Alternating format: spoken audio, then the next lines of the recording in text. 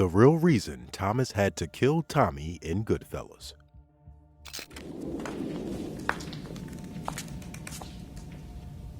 Oh no!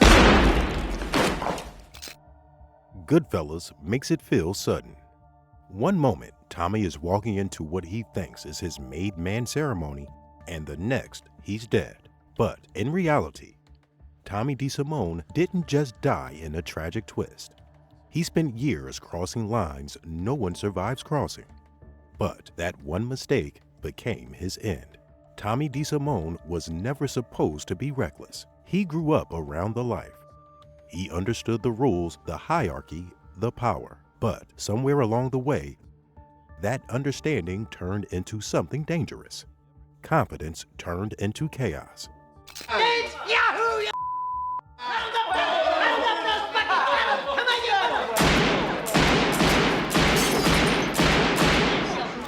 By his 20s, Tommy wasn't just violent, he was a liability. Law enforcement and mob historians have linked him to at least 10 murders, and that number is likely higher. But the worst part is, he didn't hesitate. Oh, insane. Well, I mean, it was normal for him, you know, to whack a guy over nothing. But it wasn't over nothing. It would have came down sooner or later either way, or the Gambinos would have whacked Jimmy.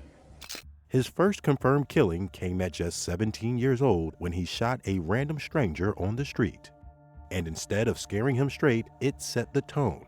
From that moment on, Tommy became unpredictable and an organized crime that's worse than betrayal. Because betrayal can be controlled, unpredictability can't. Tommy was just a loose horse, a homicidal maniac. But no matter how unpredictable you are, there's one rule no one dares to break. In the American Mafia, you do not touch a made man. No exceptions. Made men represented entire families and the fragile peace between them. Killing one without authorization was a declaration of disrespect toward an entire organization. But Tommy made the one mistake no one survives. He hurt a made man, and not just any man. He brutally murdered Billy Batts, a notorious yet high-ranking mobster from the Gambino family, known for his ties to heroin trafficking. All grown up and doing the town. Look at this. Oh shit! Tommy. I forgot you. Oh, come here.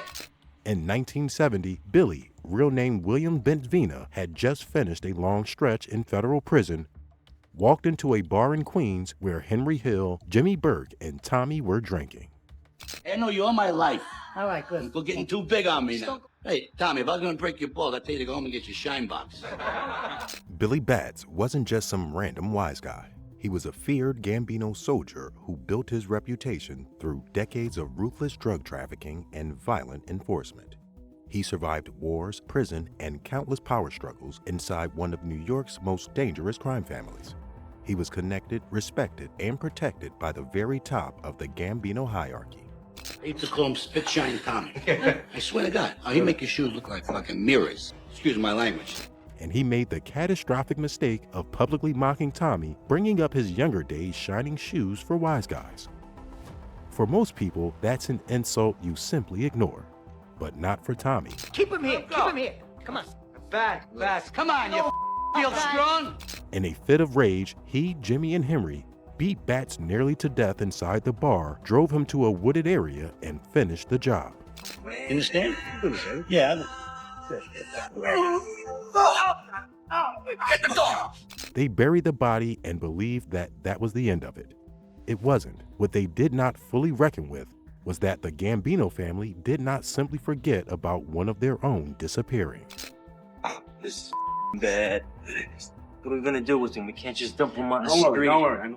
They did not yet know who was responsible, and so they waited. Little did Tommy know this mistake would cost him everything. The movie captured the intense altercation perfectly. Come on, put some more dead push. I don't want to get blood on your floor. Here's what makes Tommy's situation even worse. The Gambino family wasn't just angry about losing Billy Batts. They were insulted. A member of the Lucchese family had killed one of their made men without permission, without authorization from the commission, and without consequences. That kind of disrespect couldn't stand, so while Tommy went about his business thinking he had gotten away with it, the Gambinos were building a case, gathering evidence, and waiting for confirmation. All they needed was the right moment to strike back. But if Bats was the political mistake, what came next was a personal one that practically signed Tommy's death warrant. The stuff Goodfellas completely skips. Tommy killed a young street associate named Ronald Girotte, aka Foxy, and Foxy was no ordinary guy. He was close to John Gotti, a rising Gambino capo who ran the Bergen crew in Queens. Tommy had been in a relationship with Foxy's sister that ended badly. Foxy threatened revenge, and Tommy responded by going to his apartment and shooting him dead the moment he answered the door, just like that. But this time, the consequences didn't disappear because Gotti never forgot, and his power inside the Gambino family grew, and so did his determination to settle that score. So, how did Tommy survive this long? It comes down to one man, Paul Vario. For a guy who moved all day long, Paulie didn't talk to 6 people. As Tommy's captain in the Lucchese family, Vario was the only thing standing between Tommy and a bullet. That what Paulie and the organization does is offer protection for people who can't go to the cops. Every time Tommy created a problem, Vario had to answer for it. Every unauthorized hit, every public scene, every enemy Tommy made without permission drained whatever political capital Vario had left. And by the late 1970s, that capital was running dangerously low. But then, Tommy hit the last straw. While his very own friend Henry Hill was in prison, Tommy allegedly assaulted Karen Hill, and according to multiple accounts, Vario had his own personal involvement with her at the time. That was it. Something in Vario snapped. He picked up the phone and called the Gambino family, confirming what they had spent nearly a decade trying to establish. What's worse is that one of Tommy's brothers, Anthony, had become a federal informant. In that world, that poisons everything. So when the fake ceremony was arranged, Tommy walked in believing his entire criminal career had been vindicated. He thought he made it. After everything, after all the violence, he thought he finally won. But the room was wrong. The silence was wrong. And then it was over. Tommy never came home. It was revenge for Billy Bats. And a lot of other things.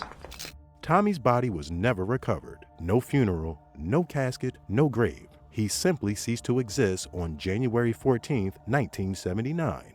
Various accounts over the years have placed his remains in a car compactor, an informal burial ground near Kennedy Airport, or something far worse. The movie shows you the shock of that empty room. What it can't show you in 2.5 hours is the full weight of Gotti's years-long grudge, Vario's cold personal betrayal, an informant brother, and a decade of bridges burned one by one. Tommy didn't run out of luck. He simply ran out of people willing to keep him alive.